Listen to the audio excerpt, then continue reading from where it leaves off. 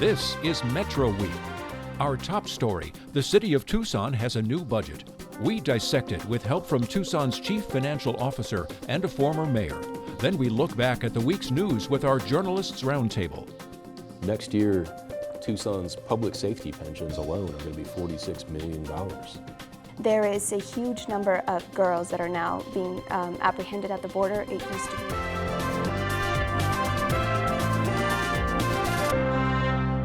Hello, I'm Andrea Kelly. The Tucson City Council approved its $1.25 billion budget Tuesday. That's for the fiscal year that begins in July. Here's a breakdown of the programs and numbers. Nearly $40 million will go to fund Tucson parks.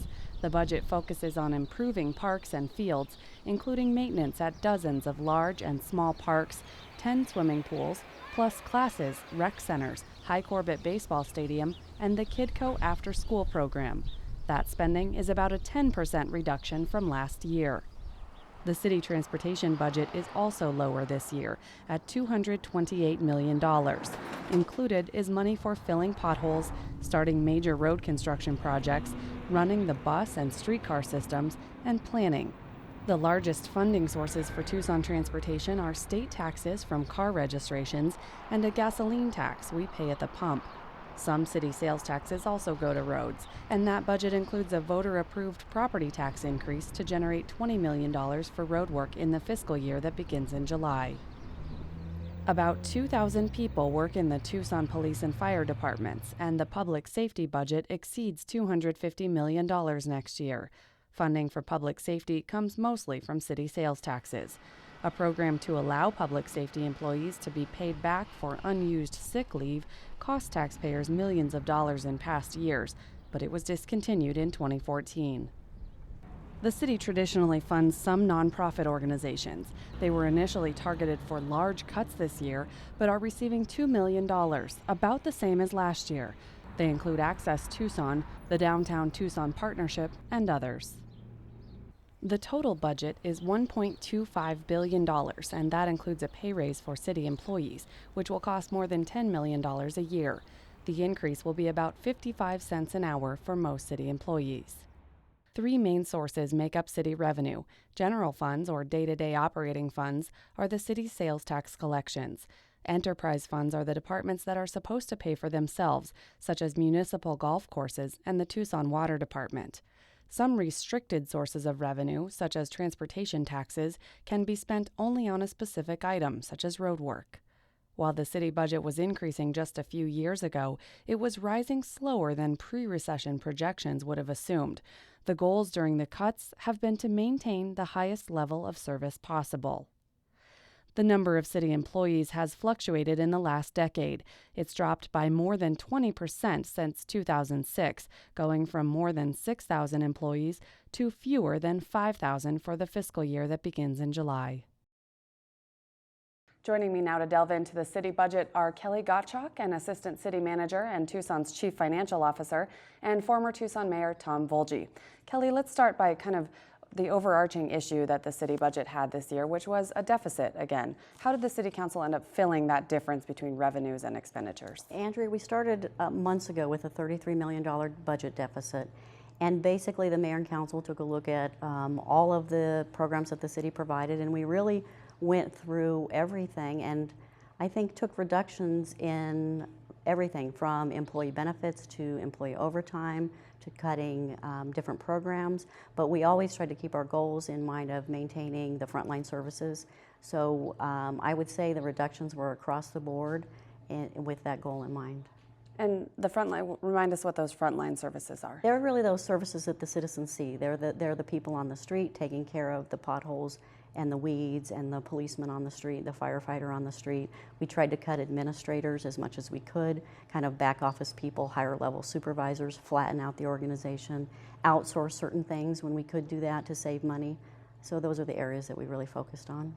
On Tuesday night, when the City Council took its vote on this final budget, one of the things the council members said is they wanted to continue to look for savings as the fiscal year starts and goes on.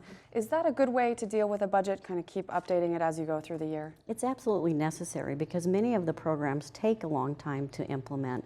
So, for example, when we outsourced the Tucson City Golf Management, that was a process that took 18 months. So really we have to start looking at the services we provide on a continual basis to see, can we do those more effectively or efficiently in a different way, whether that's combining departments or outsourcing things. So it's an ongoing process that we do all the time. Okay, and Tom Volge, did the city see repeated deficits when you were in the city council and when you were mayor, as we've seen the past few years, over and over, a deficit differences between revenue and expenditures? Yeah, we've been seeing this now for decades, and the reality is that these are really structural problems that have existed for 50, 60 years, 3 of them primarily, and they're now going away. And every time that there's a shrinkage in the economy, you see big deficits looming.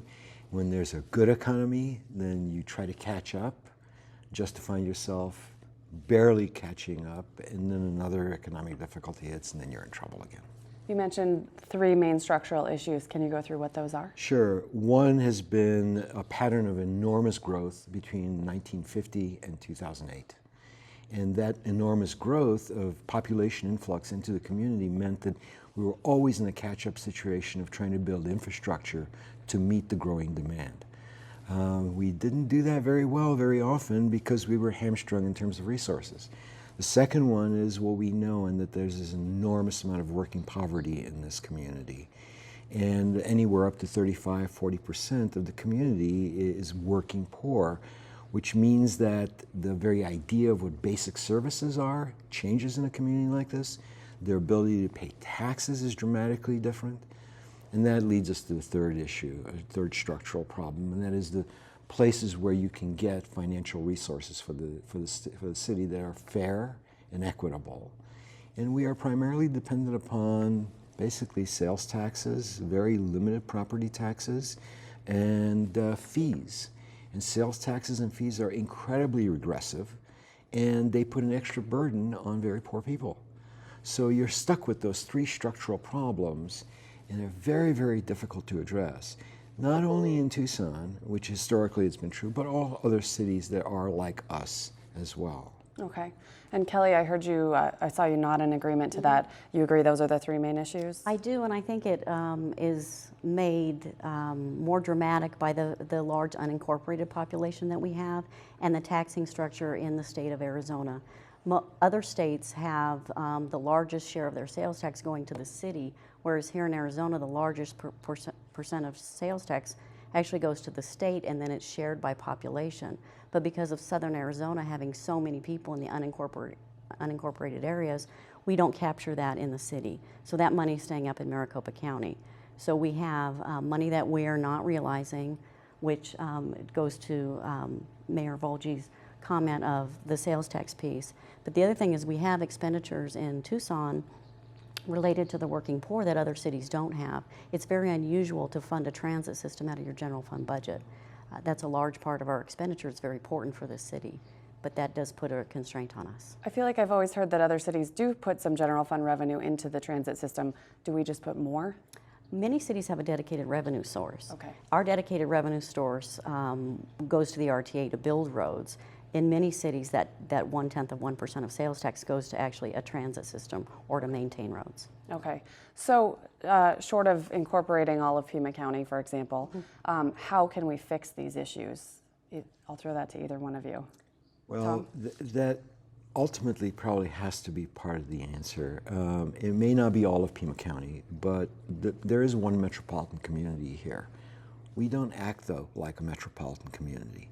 There are lots of folks who live outside the city who depend on the city for their survival, their economic survival, their cultural amenities, their social lives. Yet, benefiting from the city, they do not pay their fair share to the city. Likewise, the city residents do a lot of stuff in the county, in the immediate metropolitan area, and they're not paying for that either. A real metropolitan government makes a lot of sense, and its ability to generate income in a very different way makes a lot of sense. It would mean that people would pay a lot more, but people would be fairer in paying their fair share. How likely is that politically to happen? Well, we tried it once before. I had 7 votes in the City Council and 2.5 votes on the Board of Supervisors. We needed 3 votes on the Board of Supervisors. We came a half a vote of achieving that. I think in principle it's possible. When we've done surveys asking people, the surprise has been is that most people believe that there ought to be one community.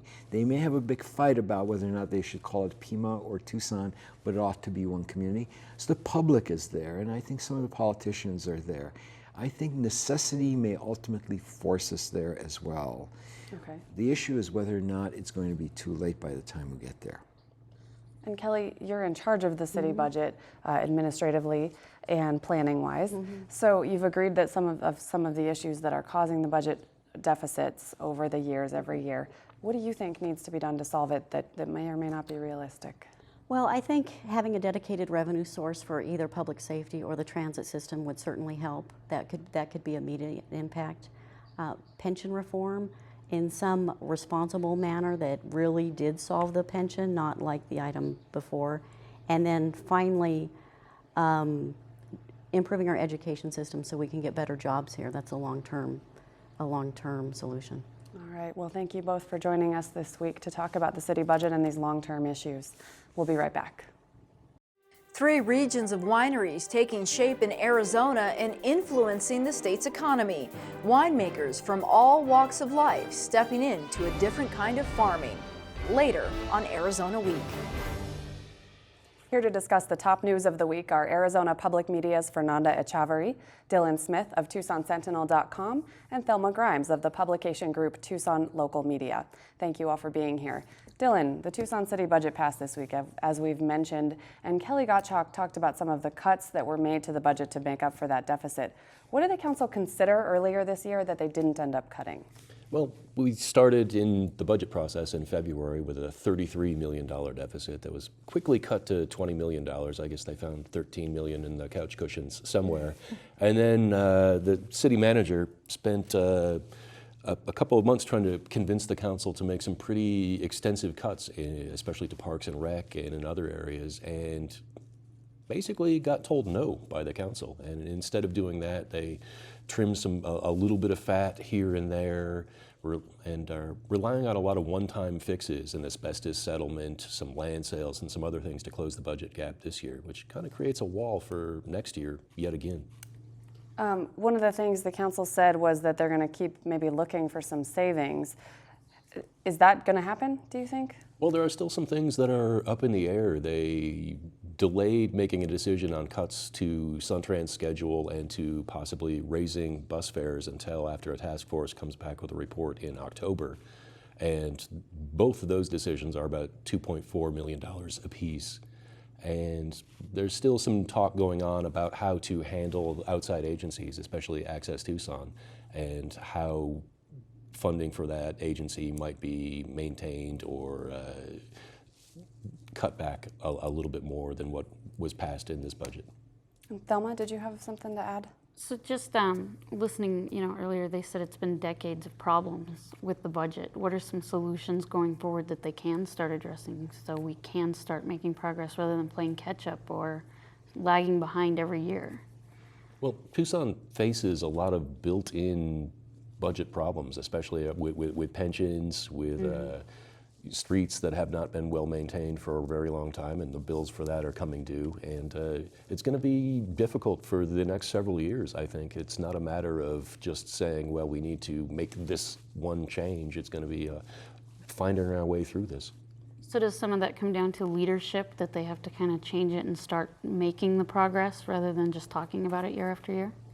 Well, the city charter requires Tucson to provide a certain set of services, and most of those are that's the meat of the budget, and they're very expensive, and it's politically pretty hard to try and cut back in those areas. One of those questions about regional leadership is how that kind of structure would work, as former Mayor Volge was talking about the county and the city combining. But Thelma, that brings up some questions about what the other municipalities' roles would be here.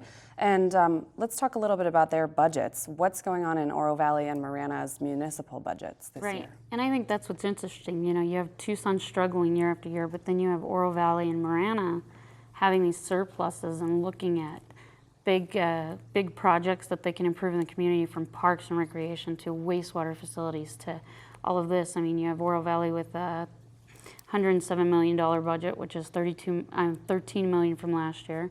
Marana with a $115 million budget, which is 32 million from last year. That creates a lot of questions of what are they doing right and what can Tucson do better. Just to clarify, you're saying both of their budgets are up Right. that amount. Both of their budget have a surplus this year, and pay increases for employees, capital improvement projects, and all of that. So what makes those municipalities so different from Tucson? Tucson is so much in the red and they're doing just fine. Right, I think some of that, you do have a population difference. Both towns have about 30,000 people, and that makes a big difference. But I think it's also in planning in the last few years. Take Oro Valley, for instance.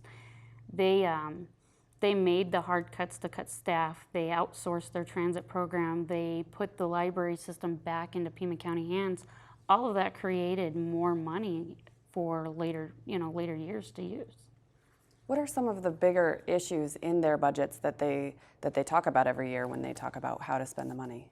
We have, Oro Valley puts a lot towards their public safety programs. That wins national awards. So a lot of their general fund goes towards police. And Marana, of course, is now looking at continuing to build their wastewater program. So that's taken a lot of capital investment to keep building up that. And just a reminder for our viewers, that wastewater issue, that's because the town actually took over a portion of the county wastewater system, correct? Right.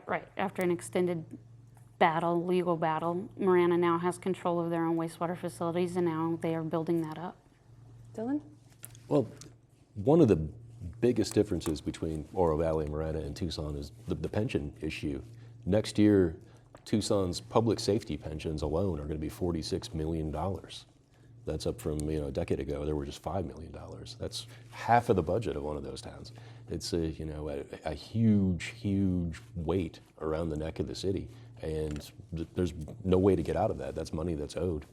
Absolutely, and I think that's a big part of it too. Is Oro Valley and Marana are growing cities, and they're a lot smaller, a lot less police force. They don't have those pension issues. Yeah, the legacy weight of many years of decisions. Right, and hopefully they'll learn from some of this with the city of Tucson as they continue to grow. So.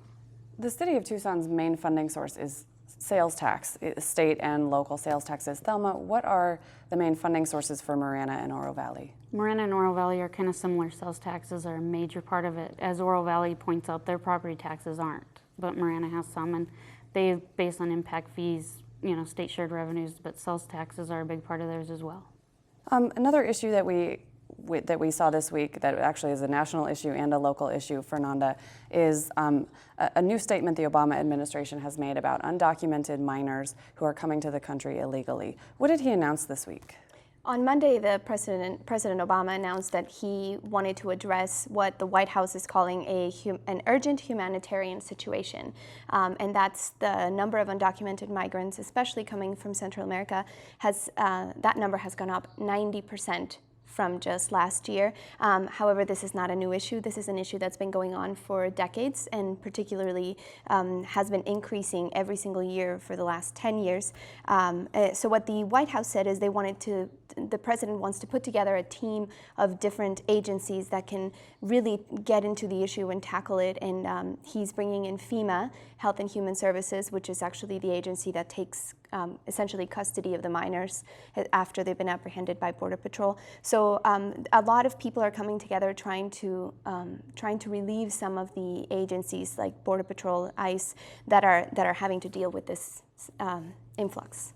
Why is this suddenly getting so much attention in the media? So on top of what I mentioned about the 90% increase from last year, there is a huge number of girls that are now being apprehended at the border. It used to be mostly boys, teenagers, and now they have a lot of girls that are coming from Central America. And also the age. The average age used to be 14 to 18 years old, and now they're finding kids as young as 9 or 10 years old that are, and you have to remember these are teenagers and kids that are coming by themselves or with a smuggler. They're not with a family member or with a relative.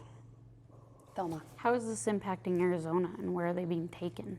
So what's happening for Arizona, and actually the number of unaccompanied minors are apprehended in Arizona is going down right now. Last year, just to give you an example, last year we had 9,000 unaccompanied juveniles arrested in the Border Patrol Tucson sector. Mm-hmm. That number compared to 21,000 in Texas. So you're really seeing that the influx is coming through Texas, through the Rio Grande Valley, and that's for everything, for deaths in the desert, for apprehensions of smugglers, drugs, and now unaccompanied minors.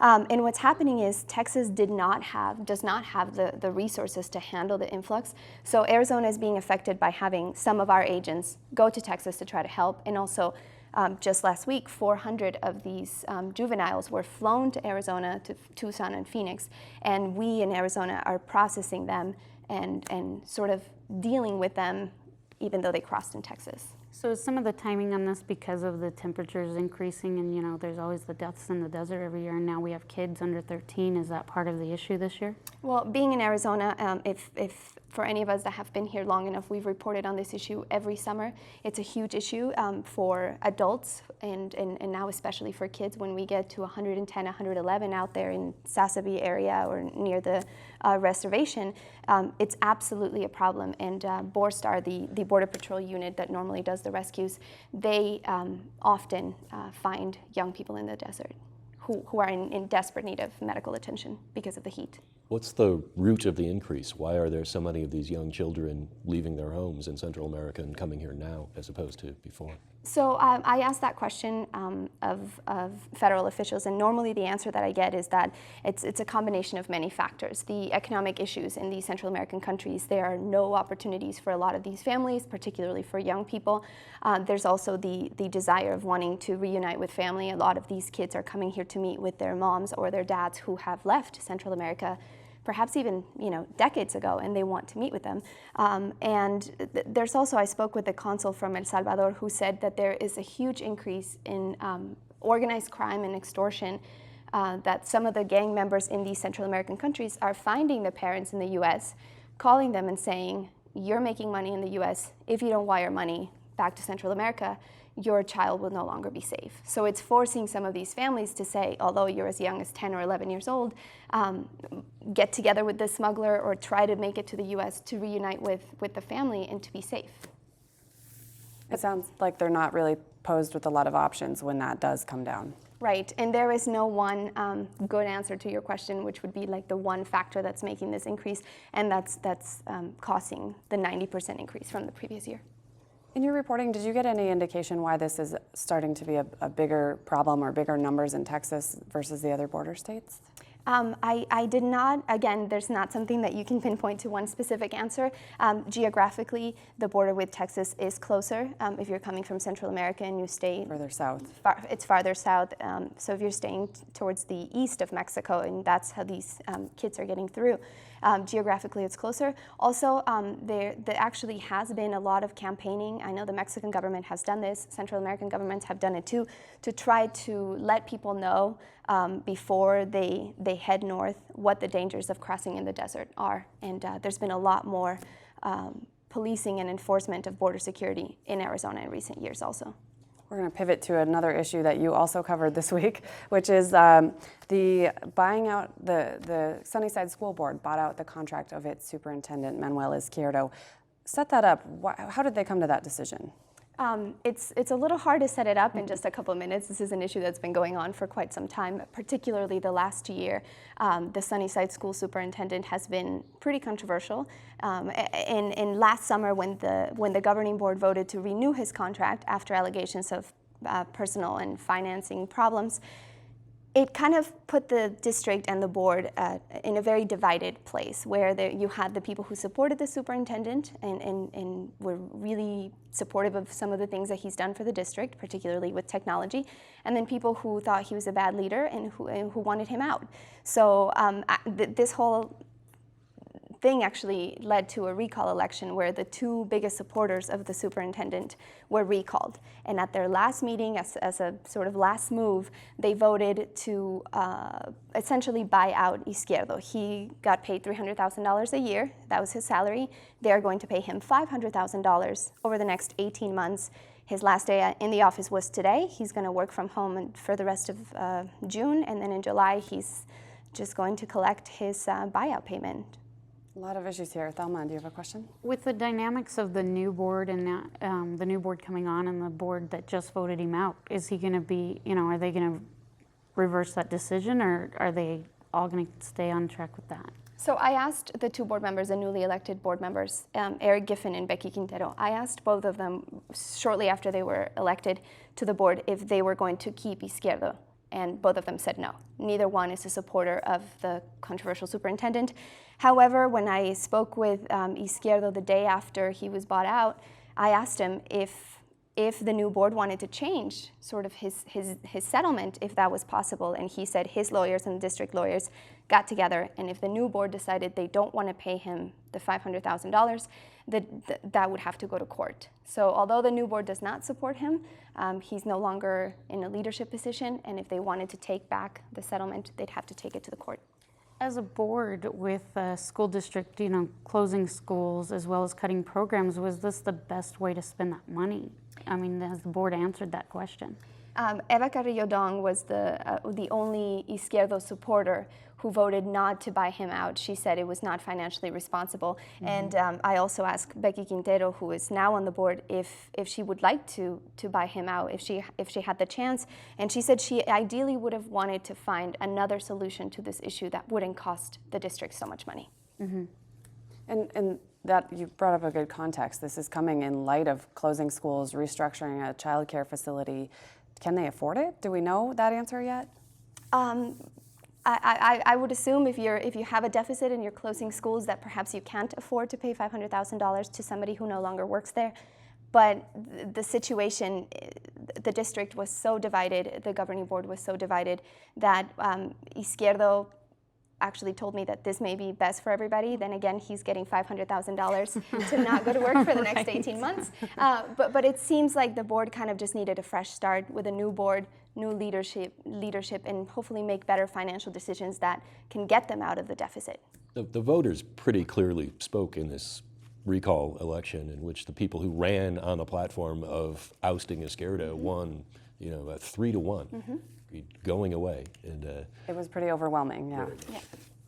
Thelma, let's move to a business story. You're also editor of the Inside Tucson Business, and the cover story right now is about some memory care facilities opening in Oro Valley. What are those, and when are they opening? In total, there's 3 facilities going up. One should open by December of this year, and then 2 others in 2015. And altogether, it's 278 beds coming to the area. So they're all under construction as of right now. Is this kind of an industry boom? I know sometimes we see pockets of specific industries, and we've seen a lot of medical research in Oro Valley. Is this the next boom for that town? It's interesting. I don't think it's just for that town. I think memory care facilities are going up all over, especially in Oro Valley, which is known for the retired living, senior living. But it's a specialized treatment where it's for Alzheimer's dementia patients. And according to the CDC, 42% of all patients inside of nursing homes right now suffer from dementia or Alzheimer's. So this is just a more specialized care that's going to address those needs specifically. They paint hallways specifically to avoid confusion. They cater to the needs of these patients. Any indication on why these are going in Oro Valley specifically? I think it's Oro Valley is kind of a key spot where a lot of these have gone in. It's a prime location, views. They've got the land, and I think that's a big part of it. Is there a financial benefit for them going there? I know Oro Valley has, they work well with new developers and construction, but I'm not sure if it's more just the views and the area. And then who's being served by this? Is this just for Oro Valley residents, or are they kind of metro area? No, I think it's going to address a regional need more than just one area. I think I don't know of a lot of memory care facilities in this area right now, so I think it's going to address a need. Give us some idea of the number of beds for each one. There's 65 in the Copper Springs one, which will be open in December. And then I think there's one going across from Oro Valley Hospital with 177 beds. And then the other one's a little smaller scale. I'm not sure of the total. Was the town involved in any specific way in improving this? The town has to improve their construction plans, and that's gone forward, especially with Copper Springs on Oracle Road. That's like I said, under construction right now and should be open by December. Okay. Thank you all for being here. I'm sure we will revisit a lot of these issues as we move along throughout the year. And thanks for joining us on the first edition of Metro Week. That's it for this show. Next, Arizona Week takes a look at the growing wine industry in Arizona and its economic impact on the state.